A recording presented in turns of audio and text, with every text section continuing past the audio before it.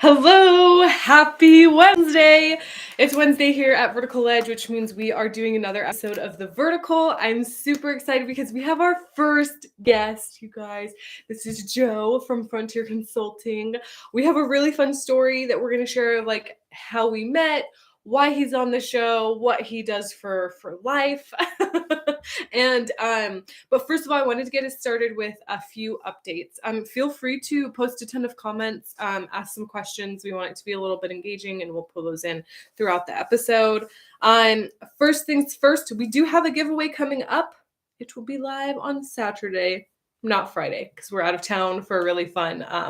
We're going to one of our first exhibitions down in California, so we will be at Founder Made. If you're going to be there, let me know. I'd love to meet up with you. We have some items that have come back in stock, so definitely make sure you're on the wait list for anything, because we have a huge inventory day happening on Thursday. And then we have a really fun bundling of our some of our top selling stands. We have like an intermediate bundle, we have a novice bundle, and a proficient bundle. They're all discounted based on how many items you have, and I'm really excited to share those with you guys closer towards the end of the month. So without further ado, I wanted to introduce Joe. I met Joe funny coincidence. So like before we had our space here at the warehouse, so we moved in last winter at the end of December.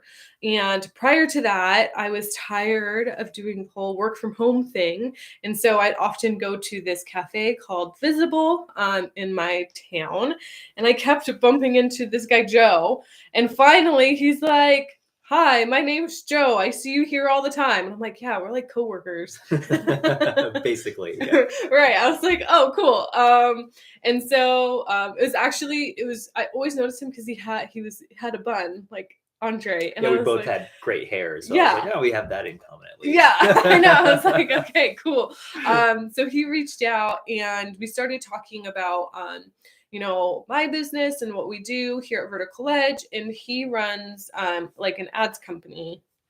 I don't even want to say it's a company because that seems so like corporate, right? Yeah, right. Yeah. I mean, I have a hard time calling it that too, just because it's mostly just me.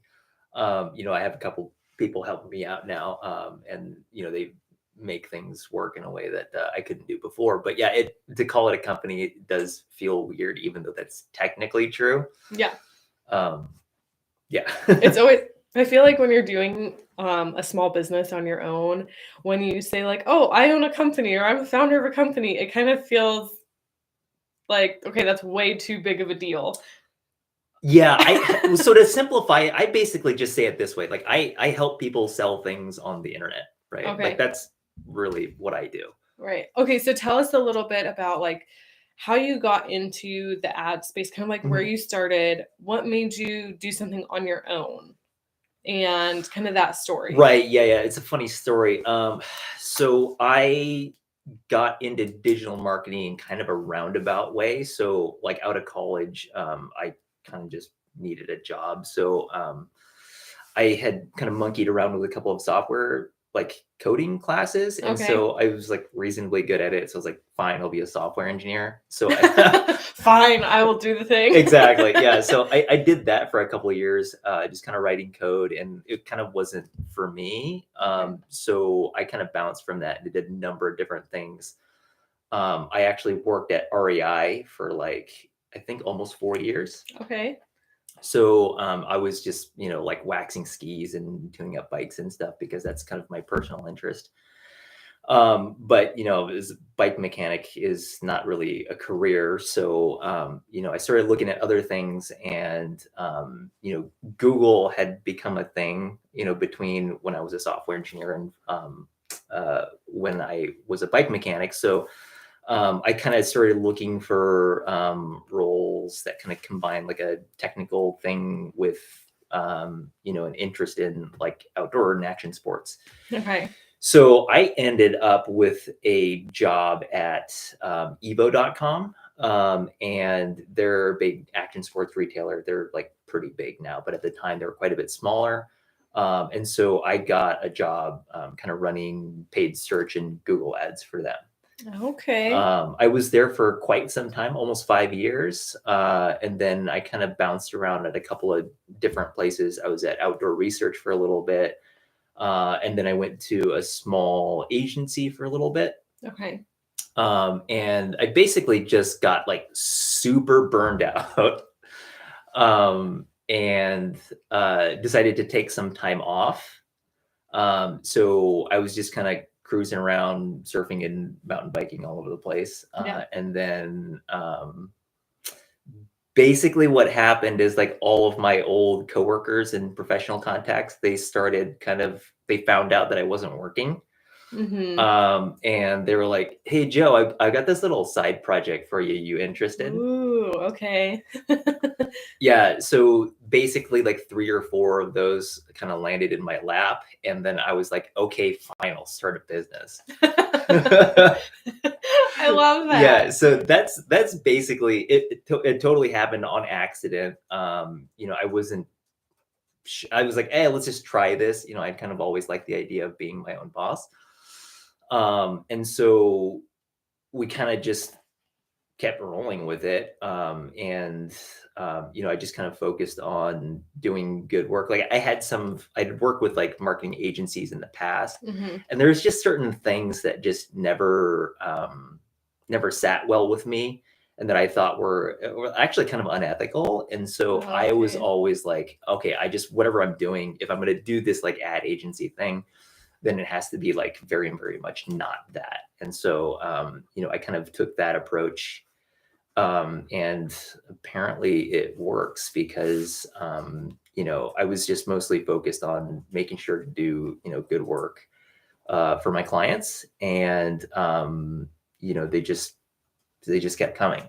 Yeah. So, fast forward, 3 years now? Okay. And, wow. There's about a dozen clients in my client book. I've got 2 part-time contractors working for me. And, the business keeps growing. So apparently I'm doing something right. Good. Yeah. So that's kind of the short story of it. So let's circle back a little bit because I'm really curious. What were some of the like unethical things that you were seeing in some of these other? Yeah. So without getting too specific, what I would just describe is that what's really, really common in the digital marketing space is what I would call just like extractive business models. And so, I would, and it kind of misaligns incentives between the agency and the client. So, for example, something that I'm not going to say that you never, ever want to do this, because I think there are some small instances where it makes sense, but like a percentage of ad spend business model, right, where you pay the agency based on how much you spend, that kind of creates some misalignment between the agency and the client. Of course.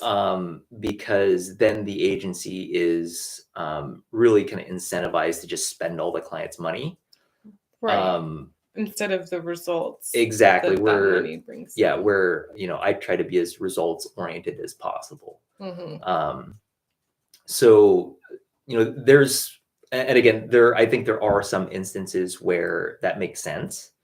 So I'm not going to say that you should never, ever do that. But for me, generally speaking, because the type of marketing we do is performance oriented, yeah, and there's a clear kind of measurable outcome that we should be measuring to see if we're effective or not. I've chosen not to do that. And I think that particularly for some of my clients that are very, very efficiency oriented, they don't have huge budgets. right. You can't just be pegging out their credit cards every single month. Right. So, I think particularly for small businesses that need to be really, really efficient and need to be able to show a return for every dollar that they spend in marketing, it's really, really important. And I think so far it seems like that has really resonated with most of my clients. Yeah. I think so too. And just to give our audience a little bit of context and background, when you hire an ads agency to run and monitor your ads, you pay the agency. Okay, so I'll be pretty transparent. We pay our ad agency that we work with. And you're more than willing to email us and ask us about it more in detail, but I'm going to leave their name out of it for now because they are working on a few small business initiatives that I've kind of pushed them towards. I'm like, this is really expensive for a business in general. So we pay them $2,500 a month to monitor our ads daily on Google only. Okay, so that's the only thing that they're focused on. And then they get an initiative percentage based on any sale that comes in direct from our ads dollars spent. Okay, so that's kind of their fee, $2,500 a month plus a percentage of what the return on ad spend was. So we spend like $5,000 a month on Google Ads budget. Now, we had to start really small because Google has to learn about your company and your keywords and your audience. And I was like, well, let's start really, really small with our ads budget because I don't really know what I'm doing and I have to learn how to trust the ads company. And that's why it's super important to have really clear like, this is how much you have to spend for the agency. This is how much they're going to make on anything that they bring in. And what he was talking about was the percentage of the ad spend. So the way the company that I work with does it is they get a percentage based on whatever they brought in from the ads money being spent. They're not incentivizing us to spend more than $5,000 per month just so they get a percentage on what we're spending. And so that's a little bit of background because I know a lot of our audience doesn't even have the slightest understanding of what does it look like to work with an ad agency, because it is expensive and it is a risky thing, especially if you don't have the right foundations, which is kind of what I wanted to talk mostly about. Like, at what point in a business should you, as an owner of a company or a small business, especially like handicrafts, and I know that's not really your niche, but let's say they're doing really good, like they've got wholesale accounts and really good thriving e-commerce. What are some of those like goal points that you might go, it's probably time for you to start running ads? Well, let me put it this way, because it's going to be kind of a cop-out answer. Okay. But you don't ever really know until you do it. Right. So I always try to frame it as an experiment because, it could be that you have like massive product market fit and then just nobody knows about your product yet. Right. So yeah, there you go. So that can totally happen, in which case you want to accelerate traffic to your site and generate growth as quickly as you can. Yeah. Right. Now, again, you kind of find out as soon as you do it. And there are kind of ways to experiment with that. But on the other hand, if something is just completely experimental, or you just kind of don't have, having some kind of signal from your potential customer base that you do have product market fit, that's probably a good place to start. So like organically, do you start getting, traffic to your website? Right. Do you have like good word of mouth business? Like, is like the conversion rate on your site, reasonably good from just a baseline perspective? What's a good conversion rate? Ooh, that's a tough question. It totally depends on what you're selling and kind of what vertical you're in. I think as like an e-commerce, like overall general thing, I think it's like 1.2%. Like, don't quote me on this one, please.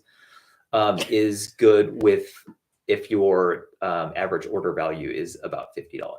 Okay. So obviously, if you're selling, something that's like $20,000, or if you're selling something that's $5, the conversion rate's gonna but be $50 is a good baseline for the handicraft market, unless it's like art. Oh, yeah. That like sounds earrings. about right. Like that is kind of like a really good AOV. Yeah, and I think those numbers come from like Amazon, because Amazon has like an average cart value of about like, I think between $40 and $60. And Okay, I think, I mean, their conversion rate is better because it's Amazon. it's Amazon. Right.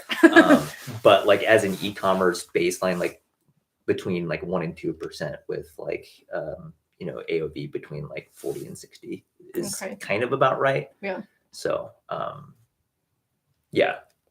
Cool. Okay, so experimenting with ads.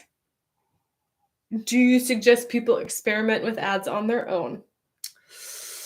Let's say they're a solo business person. They're making their product, they're marketing the product, they're Mhm. selling their product, they're doing the events, they're doing the webs, like they're doing everything. Mhm.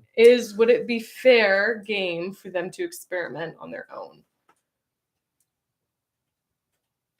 Well, let me put it this way. The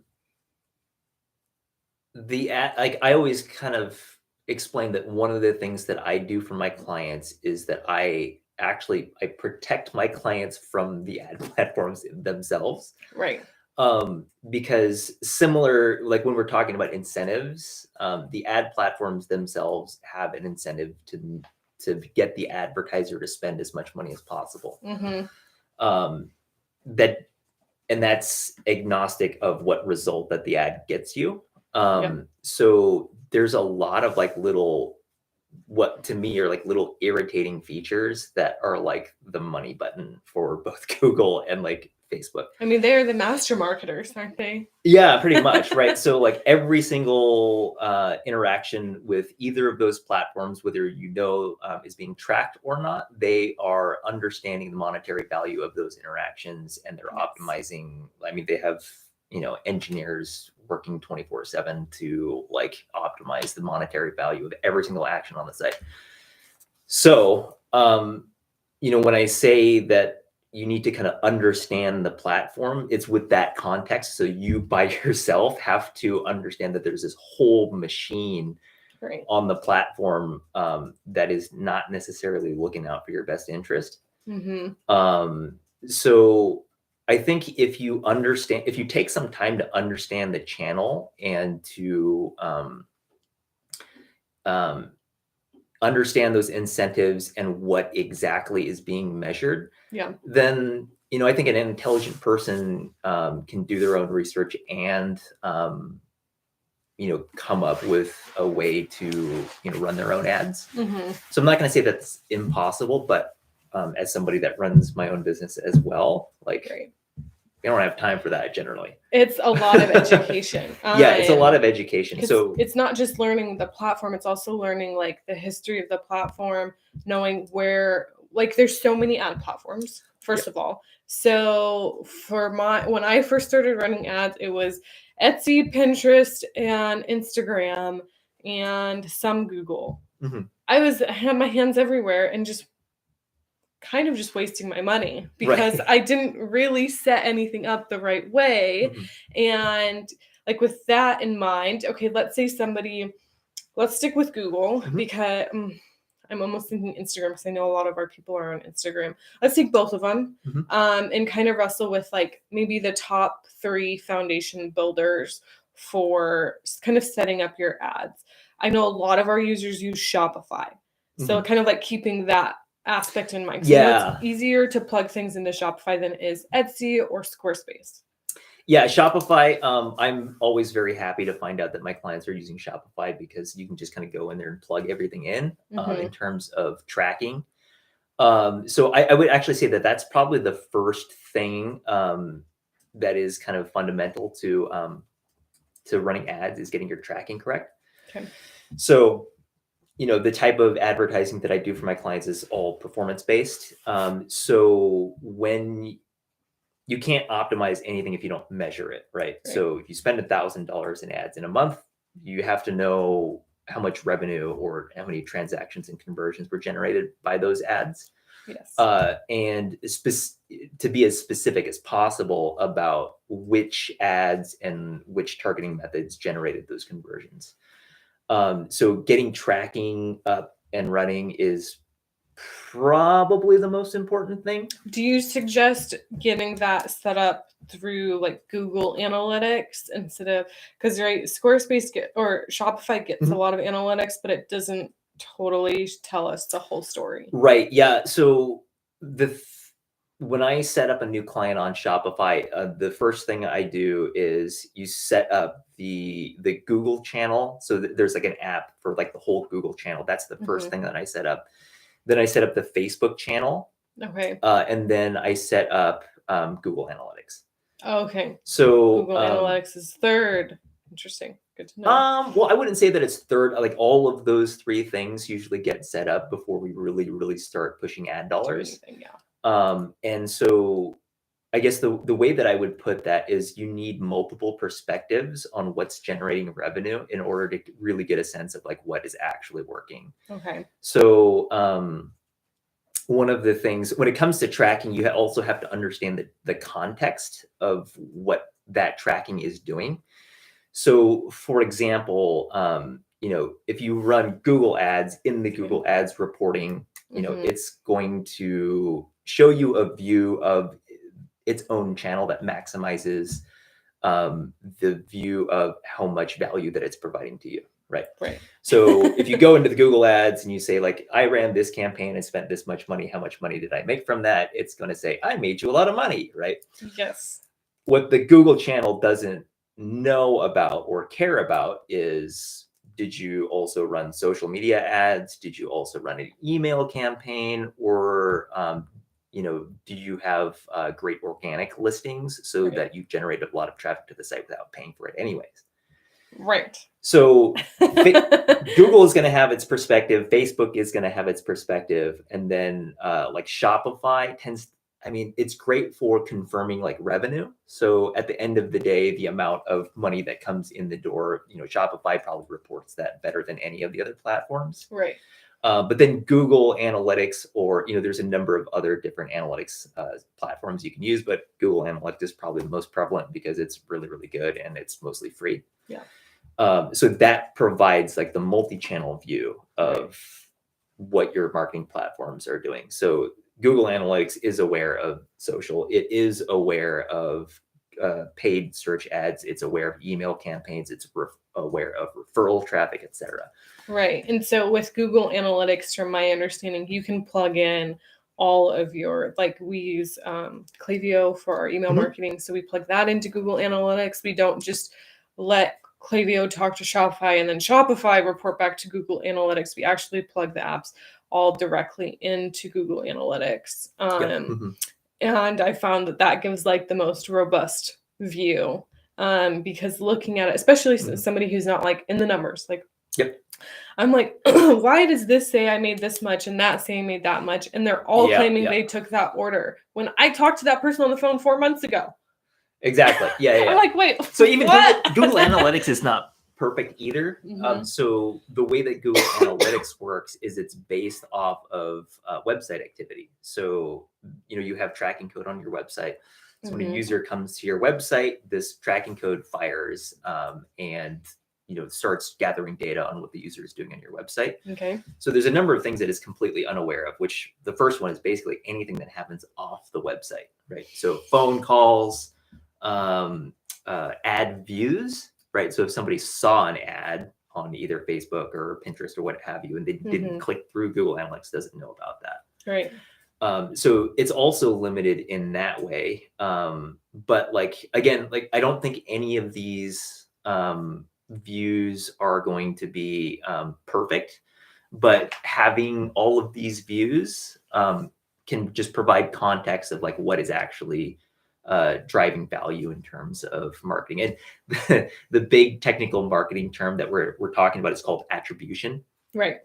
So that's like, how do you attribute value to each campaign as the customer kind of goes along its customer journey from like becoming aware of your brand to, going to your website to like interacting with products or consuming content, all the way to eventually kind of converting Check and me then out. exactly making a Right. purchase, and then like even beyond that, after they purchase, becoming like a repeat customer, and then Mhm. understanding like customer lifetime value. Yeah. So that's like the big, billion-dollar attribution question that even like really, really large marketing firms and corporations with Focus all the on. tech money to like figure all this stuff out, like they don't. I kind of feel like they don't have a really, really good grasp of like what that value actually is. Right.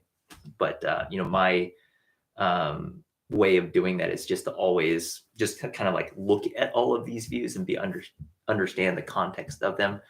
I think it's, especially for small businesses, it's not particularly useful to like really nitpick about like, That's it. oh, do I give like 10% like attribution value to this view through conversion? And like, oh, I don't think that's, Yeah, all of that goes over my head. I'm like, all right, can you just, what was the ROAS?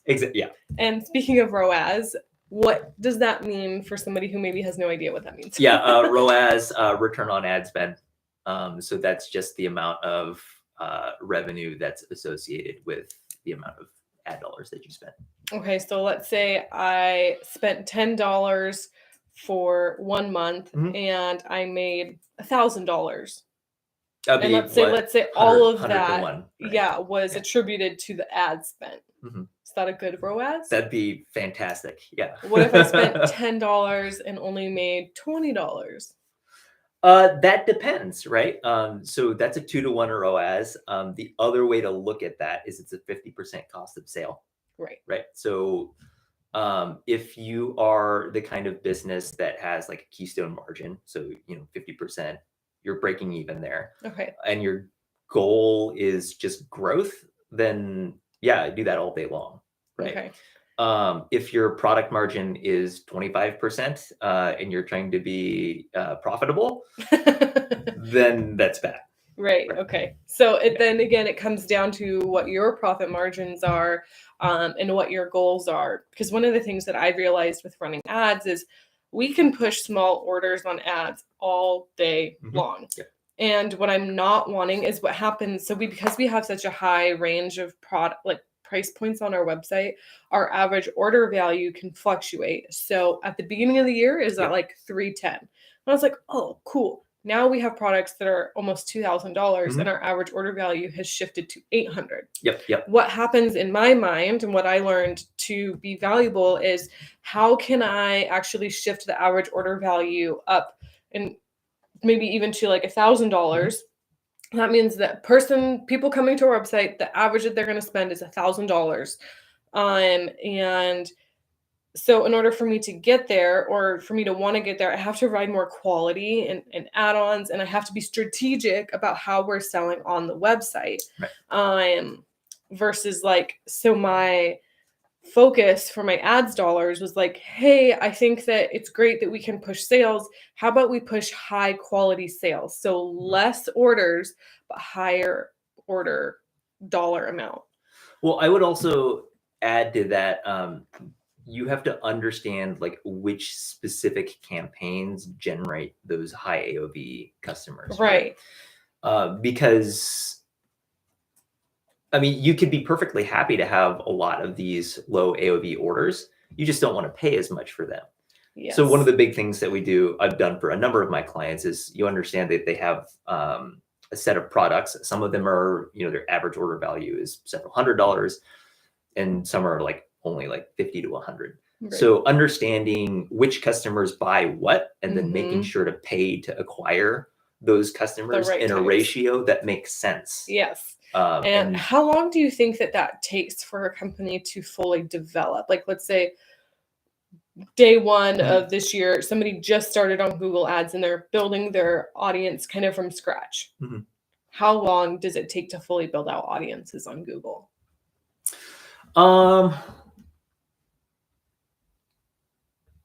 So when you talk about audiences on Google, so this is one of the idiosyncrasies of Google as a channel, because so Facebook as a counterexample, right? You develop an audience, you go into the demographics and you say, or interest, and you say like, I am looking for females between the age of like 18 to 35 who are interested in luxury goods and hair products or something like that. It's like a majority of women I know. Right. Like, it's all targeted towards us. Right. So like, let's just say that that's your demographic, right? Okay. And then you would produce an ad that says, I want to target these people. Mm-hmm. Google is really, really different in that, like from those demographics and interest things, you kind of infer what the customer is looking for. So Okay. say you're talking about hair, so I'm thinking about hair. Yeah. Say you're a company that produces like shampoo and conditioner or something like that. So you infer from the customer that they would want your product, and Right. you deploy the ad, and you get your data that says like, okay, the engagement rate of my ad based on this audience, and my ad is like whatever percent. Google is different in that the audience targeting is not really done with any kind of demographic. Oh, It's interesting. done with keywords, right? Okay. So Okay, yeah. they're by typing in, conditioner for curly hair, I am necessarily telling Google that I am a customer that is interested in, conditioner for curly hair. That's why you start seeing ads everywhere for whatever you're searching for on Google. Exactly. Or stay next to your phone.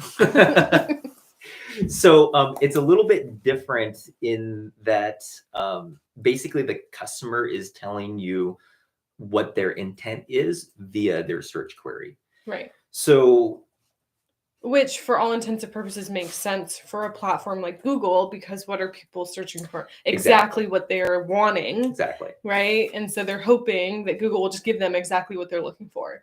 Exactly.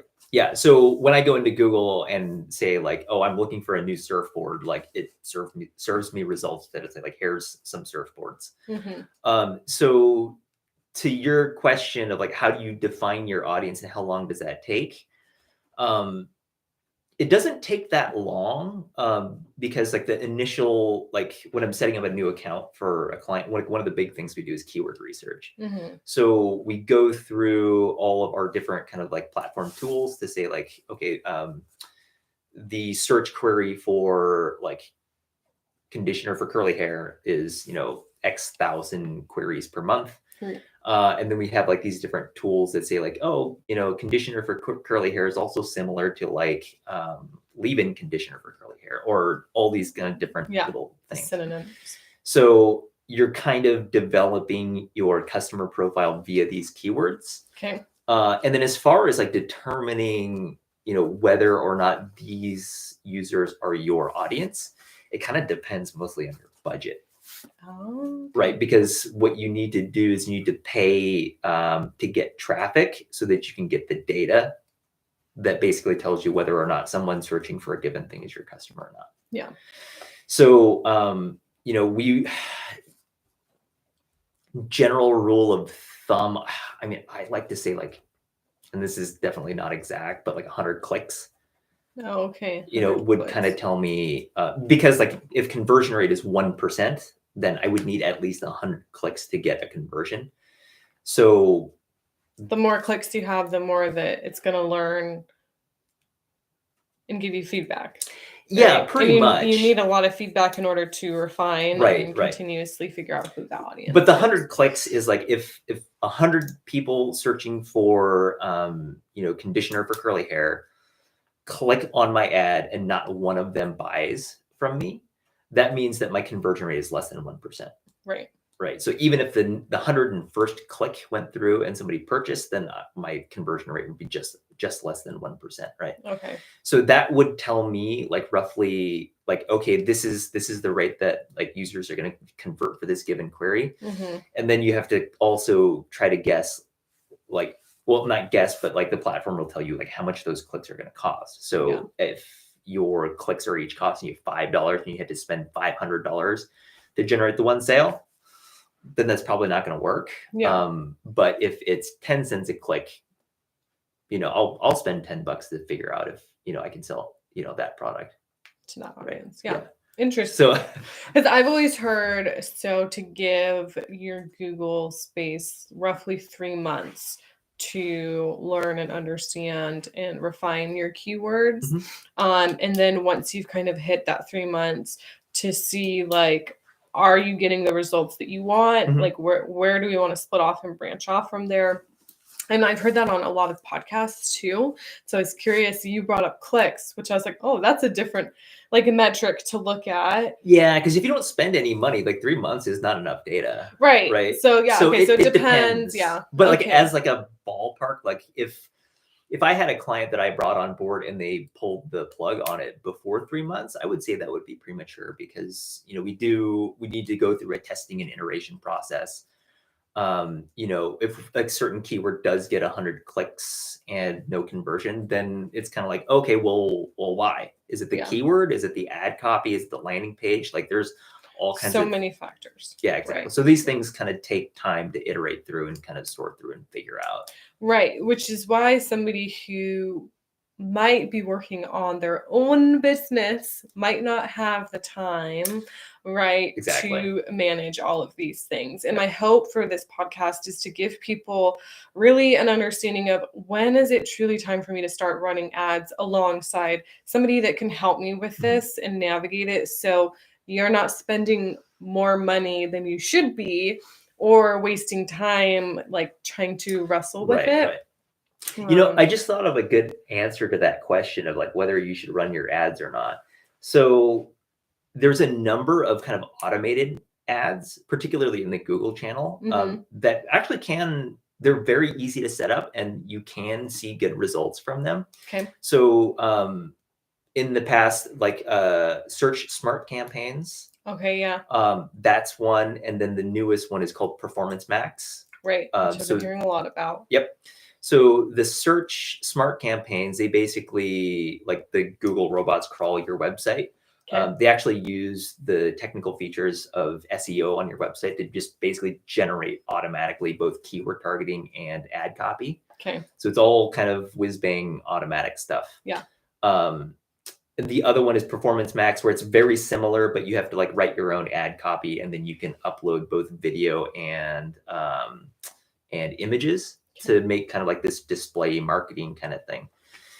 So if you get those automated campaigns up and running and you do see like reasonable ROI, those are kind of the black box products of Google. So while they can be useful and drive performance, there's not a ton of optimization that's going to happen there. Okay. So that might be a good starting place for somebody to be like, here, let me gather some data and then come to like an agency like yours. Exactly. So right? I've seen good results with my smart shopping campaign. Now I want to scale, and drive more growth, or I need more efficiency. Like if either of those two things are the case for you, which is everybody, right? Then you would call someone like me and say, "Hey, Joe, like I did this. It seems to be working, but I want it to be better." And then I can say, "I can help you with that." And right. Yeah. So when we first met, one of the things that you helped us with is like get the right foundation. So Yep, absolutely. Mhm. You helped us set up our Pinterest stuff, like our base few audiences and targeting. And then you helped us set up like our Google Analytics and make sure all the code was in because we were having issues with coding. Pre-Shopify. And then just making sure that we have all the Google tags and all the little things that e-commerce really truly needs to have a good foundation. So is that something that you still offer small businesses? Yeah, at the moment, we do still offer kind of what I would call just like that's not like a startup package, but that's just what I'm It kind of is, yeah. Yeah, just to like make sure that you're all squared away and good to go. I've had a couple of clients this year where like they didn't have the availability or they didn't have the scale of ad spend for that to make sense. Yeah. But for me to just jump in and say like, okay, I'm going to double check this, and this, and the other thing, just kind of give you a good baseline. I just charge like a flat fee for that work, and then tried to provide as much advice on like what to do. Yeah. And then just kind of let them kind of go from there. And that's just my way of trying to help customers of kind of any size. Yeah. And I think that that's important, especially when you're a single person doing your home business. You don't have a lot of extra money to pour into your company. and you want to start thinking about scaling, the best thing that you can do is, just hire an expert who can work with your budget and with your needs Mhm. to at least get the foundation set up right. So you're not like just throwing money away. Cause I've been there, and I really wish that I had somebody just from the start, even from my Etsy page, like help me set up my Pinterest campaigns so they're effective, and that we can at least, meet up every 3 months or every 6 months or once a year to refurbish those ads and, Yep. and clean them up.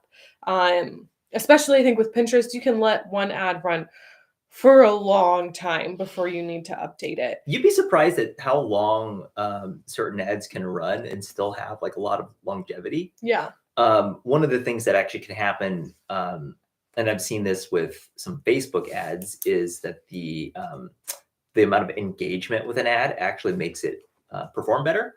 Right. So It's if like an ad, a exponential type of thing. exactly, if an ad has like 14 comments and like 72 reactions on it, like people take that as like a social proof kind of Yeah. thing. So, it's not always the case. Like we call it ad fatigue. If like somebody has seen an ad just like way too many times, you get sick of it and you just start zoning it out. The opposite can be true in some cases. So, Yeah, that's really interesting. Okay, so rapid fire, I have some questions for Okay. you. What's your favorite ads platform? Personally, not Mhm. necessarily for ecom, just your favorite. Right now I'd have to say it's Facebook, because you get that creative dimension of it. Okay. And so it's really cool. Like over the past, like what, I've been running Facebook ads for like 5 years now. But like in particular, I've started to understand like what format of video like really, really works well. And so, and I actually have like data to support this. Like we tested a particular creative that was like 15, 30, 45, 60 seconds long. Mm-hmm. We tested like all the different iterations of it in terms of conversion performance. The shorter the ad, the better. Right. And then, we kind of took like the Zig Ziglar like sales kind of part of it. So like you start with like a hook, you go into like rapid fire value propositions, and then you have like a call to action. So like this kind of format of the ad seems to be working. And then as more of like an analytics, like numbers guy, like the creative side of things is like really, really, a little bit foreign to me. So just in terms of like what the client tends to come up with, or like what a graphic designer puts together, like I just find that really interesting. And it just kind of, I always have to bounce things off of my team because I have one perspective and my other guys are just like way more creative than me. So it's just always interesting to see kind of how other people view a particular ad. Mm-hmm. Or like actually, when I'm sitting at Visible Coffee, like I'll be looking at like some of my ad creative, and sometimes I'll just grab like somebody next to me, like, hey, what do you think of this ad? Just because like I don't know. Yeah. So for that reason, I think it's really fun to do Facebook ads, just because the creative aspect of it. That's really interesting. I love that. So like what are the three like kind of biggest errors you see when somebody sets up an ad on their own? The first one is not having tracking set up, right? So Google Analytics. Either Google Analytics or even within its own platform. So, for example, like Google Ads now has a lot of like automated bidding features. Mm-hmm. So you are feeding the algorithm data about what is working and what is not. And when the platform doesn't even know what's working and what's not, then even with all the kind of screwed up incentives with the platform, like they can't even fake trying to, provide you results. Yeah. So that's probably the biggest one. The next one is generally around targeting. So in Google, that's, trying to pick the correct keywords that are driving people to the site. Or in Facebook, it's like, geography, platform, interest, demographics, all that. Mm-hmm. So I did a little kind of over the shoulder consulting for someone recently, and there was like a beauty product. Yeah. And, we kind of looked into like their ad settings, and like 80% of the impressions we were being served to men, and like the vast majority of our customers were females. Yeah. So it's kind of like, okay, let's just uncheck that male box, and then you probably have a little bit better ad performance. So that's probably the next one. The last one. The last one is probably where I have the most value add, which is having a systematic approach to optimizing. So, I always explain this to my clients when we start, running campaigns with them, which is we're like, as a marketing agency, I can't guarantee your results, right? Anybody that says they're going to guarantee your results is lying to you. But what I will do is provide like a defined kind of roadmap on testing and optimization. Okay. So particularly in Facebook, and to an extent Google as well, you're testing basically messaging and audience. Okay. Right. So I always describe it as like you're playing Battleship, right? Are you old enough for Battleship? Yes. Okay. Yes. So, on one axis you have like audience, and the other axis you have creative, okay, right? Or messaging. And so you're basically testing, so like A1, right? So this value proposition or message with this audience, does that work? Yes or no? Right? Hit, miss. And then so you're basically running this grid of experiments. And then you're going to find out, oh, this messaging with this audience works, right? We get a good ROI with this audience. And so you can kind of, once you've got that like little hit, then you can say like, okay, what's similar to this? How do we tweak the messaging just a little bit so that it performs better? Or how do we expand this audience a little bit? Or maybe we need to like narrow down the audience slightly. So it's a really systematic approach. And I think this is probably the main thing that is kind of out of reach for a lot of small business owners, because you have to understand a lot of thinking. It's a lot of thinking, a lot of kind of understanding the channels and like understanding the kind of strategy of it. Right. To really say like, okay, how do we iterate on success, or how do we learn from failure, basically? Yeah. So that's probably the third biggest thing that I feel like that's my unique value proposition that I can, provide to my clients. Yeah. Roadmap that out. I think especially one of the things that I've struggled with is like defining clear like KPIs and ROAS goals, and what is it that we are actually trying to accomplish month over month, and what ads are going to help us do in certain areas. So I think it's incredibly valuable, especially as a small business owner, that you find other agencies that understand where you're at in your business. Like, you're not about to go spend $1 million on ads. You're not even looking to maybe make $1 million in your business. Okay. So like, that's not the ad agency for you. Finding someone, I think, that is more like a solopreneur, or someone that has like a small agency who can really get into the nitty gritty is way more valuable, in my opinion. And that's kind of why we started with you. When we did, exactly. I was like, okay, we can take this slow. Like, I can handle that bill. I'm not going to pass out, because that's why we didn't have an ad agency prior, because I couldn't find somebody that was willing to work with me where I was at as a business owner. So with that, we are going to come to an ending, and I kind of wanted to have you go over some of the services that you're offering now, because it's been kind of a while since we've chatted about what you offer. I personally want to know. And I know our audience too, they're probably like, sure. What can you do?